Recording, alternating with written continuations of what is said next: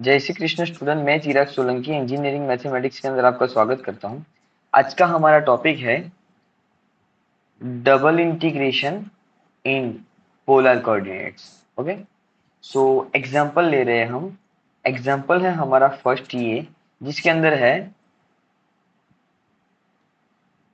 कि फंक्शन दिया है हमारा। देखो इसकी डेफिनेशन है, पोलर कोऑर्डिनेट्स में जब हम कन्वर्ट करते हैं तो इसका मतलब ये होता है,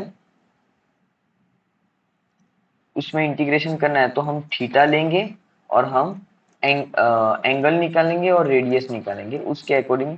तो हमारा जो साइन थीटा और कॉस थीटा वाला फंक्शन था, क्या था, डी थीटा, हम लिखते थे ना हम डी एक्स डी वाई या फिर डी वाई डी एक्स। अब यही जगह पे हम क्या लिखेंगे, आर डी, लिखेंगे हम R D r d theta. ये हम लिखेंगे R D r d theta. ये हमारा फंक्शन है। हर एक क्वेश्चन में आपको इस टाइप के क्वेश्चन ही सॉल्व करने हैं। ये फंक्शन आपका रहेगा ही रहेगा। ओके, क्वेश्चन है हमारा, ये रहा क्वेश्चन। क्या है कि evaluate double integration r cube d r d theta over the area bounded between the circle. Circle दिया है r equal to cos theta और 2 cos थीटा और r equal to 4 cos theta. ये हमें सही, तो 2 cos थीटा का circle ये रहा और 4 cos थीटा का सर्कल ये। जो cos थीटा का सर्कल बना, वो सर्कल मतलब जब हम सर्कल लिखते हैं तो सर्कल हमारा क्या हो जाएगा, अब cos थीटा है तो उसका -1 से 1, इसका मतलब है यहां से यहां तक तो क्या होगा, -π/2 से π/2 फंक्शन लाइव करेगा। मतलब जो फंक्शन है वो कहां से कहां मूव करेगा, तो वो फंक्शन का मूवमेंट यहां से यहां तक ही रहेगा। ओके, तो ये हमारी फर्स्ट लिमिट हो गई किसकी, थीटा की। तो थीटा की जो लिमिट है वो हो गई हमारी -π/2 टू पाई, -π/2 टू π/2। ओके, दूसरा फंक्शन है कि ये जो फंक्शन है वो फंक्शन का मूवमेंट कौन सा होगा। अब इस फंक्शन के अंदर हमने थीटा की वैल्यू ले ली, लेकिन जो रेडियस हम सर्कल ले रहे हैं वो क्या है, तो हमें दिया है रेडियस और सर्कल हमें ऑलरेडी गिवन है। तो आर की वैल्यू ये और आर की वैल्यू ये है, हमें गिवन है।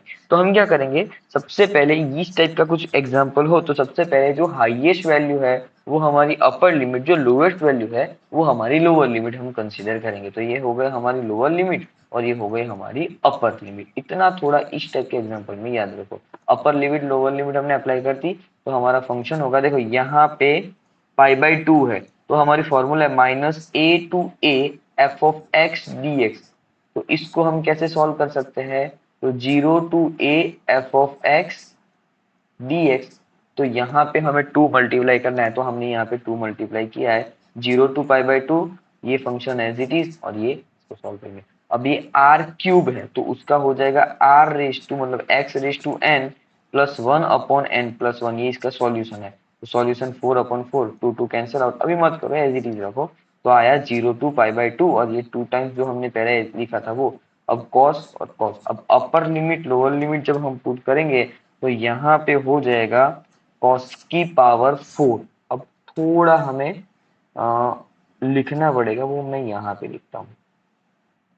ओके, फंक्शन हमारा क्या हो जाएगा, कॉस की पावर 4। ओके, कॉस की पावर 4, तो ये हो जाएगा हमारा cos raise to 4 theta d theta. अब क्या मैं इसको ऐसे लिख सकता हूँ 0 to π/2। ओके, 0 to π/2, और इस फंक्शन को अगर मैं सॉल्व करूं तो ऐसे लिख सकता हूं cos raise to 4 theta and d theta. Okay, इस टाइप का फंक्शन हमारा बनेगा। अब इस टाइप के फंक्शन को जब मैं सॉल्व करूं तो फंक्शन हमारा हो जाएगा, उसको जब सॉल्व करें तो cos theta into cos cube theta d theta, इस टाइप के फंक्शन सॉल्व करेंगे। तो उसमें से ये cos 3 थीटा की फॉर्मूला पता है हमारे पास। फॉर्मूला कौन सी है, cos 3 theta is equal to 4 cos cube theta minus 3 cos theta इस टाइप का, sorry cos square theta.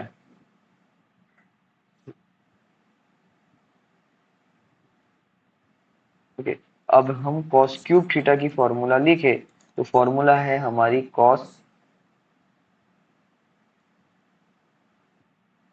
3 theta plus cos 3 cos, ये हमारी, और डिवाइडेड बाय 4, ये हमारी फॉर्मूला रहेगी। अब ये फॉर्मूला जब मैं पुट करूँ, फिर अपर लिमिट, फिर वो फॉर्मूला के अंदर क्या करना पड़ेगा, ये जो फॉर्मूला मैं यहाँ पे पुट करूँ तो सबके साथ मल्टीप्लाई करेंगे, मल्टीप्लाई करने के बाद सिंपल इसका इंटीग्रेशन सॉल्व करेंगे। इंटीग्रेशन जब सॉल्व करेंगे तो हमारा जो फंक्शन है वो इस टाइप का हमें कुछ मिलेगा। ओके, अब फिर कट करेंगे तो हमारा आंसर होगा 45 पाई/2, इस टाइप का हमारा आंसर रहेगा। तो ये हो गया हमारा डबल इंटीग्रेशन किसके अंदर, पोलर कोऑर्डिनेट्स के अंदर। ओके, कार्टेशियन कोऑर्डिनेट्स के अंदर हमने देखा, अब हम पोलर कोऑर्डिनेट्स के अंदर सेम एग्जांपल ये रहा। देखो यहाँ पे है लेमिन स्केट, लेमिन स्केट अगर आपको ना पता हो तो गूगल पे सर्च कर लिए, इसका जो शेप है वो हमेशा यही रहेगा, इस टाइप का जो शेप होता है ना, इस टाइप का, जैसे हम कहते हैं पैराबोला, हाइपरबोला, इस टाइप का। देखो पैराबोला हमने पढ़ा है, हाइपरबोला हमने पढ़ा है, ये सब हमने पढ़ा हुआ है, स्ट्रेट लाइन ये सब हमने पढ़ा है, इलिप्स ये सब हमने पढ़ा है, लेकिन इस टाइप के क्वेश्चन हमने पढ़े नहीं है। इसलिए हम क्या करते हैं कि ये जो लेमिन स्केट है इसका फंक्शन ये होता है, समझ लो। ओके, तो इसका मूवमेंट होगा आर से, मतलब ये जो होता है वो यहाँ से यहाँ तक है, तो ये वैल्यू आपको मिलेगी पाई/4 से -पाई/4। ये इसका वैल्यू आपको हमेशा इतना ही मिलेगा, क्योंकि ये जो फंक्शन है वो यहाँ से यहाँ तक मूवमेंट करता है। तो हो गया, ये जो फंक्शन है सबसे पहले हमें दिया है double integration r upon under root a square plus r square d r d theta, ये फंक्शन दिया। इस फंक्शन को हम जब सॉल्व करेंगे तो हमारी हो गई, देखो ये पहला फंक्शन किसका है, तो पहला फंक्शन थीटा, थीटा कहाँ से कहाँ तक, तो -पाई/4 से पाई/4 तक, तो इतना फंक्शन रहेगा। ओके, फिर ये जो हमारा फंक्शन है, अब इसमें क्या करेंगे, तो ये वाला वैल्यू, तो r equal to under root हो जाएगा a square into cos 2 theta. Okay, but ये ए स्क्वायर, तो r equal to a into under root cos 2 theta लिख सकता हूँ, तो a इंटू कॉस 2 थीटा लिखा। वैल्यू पुट की हमने यहाँ पे, जब वैल्यू पुट किया फिर से सेम यहाँ पे प्रोसेस की, आर थीटा वाली फॉर्मूला अप्लाई की, अपर लिमिट लोअर लिमिट जब सॉल्व करेंगे, ये फॉर्मूला है, फॉर्मूला के अकॉर्डिंग अगर डी आर वाली फॉर्मूला सॉल्व करते हैं तो r upon under root r a square plus r square वाली फॉर्मूला जो है उसको सॉल्व करने का, इसका इंटीग्रेशन सिंप्लीफाई करो, सिंप्लीफाई करेंगे तो हमें कुछ इस टाइप का फंक्शन मिलेगा। Upper limit lower limit put करो, upper limit lower limit put करने के बाद आपको ये आंसर मिलेगा जो हमारा फाइनल आंसर है। क्लियर है?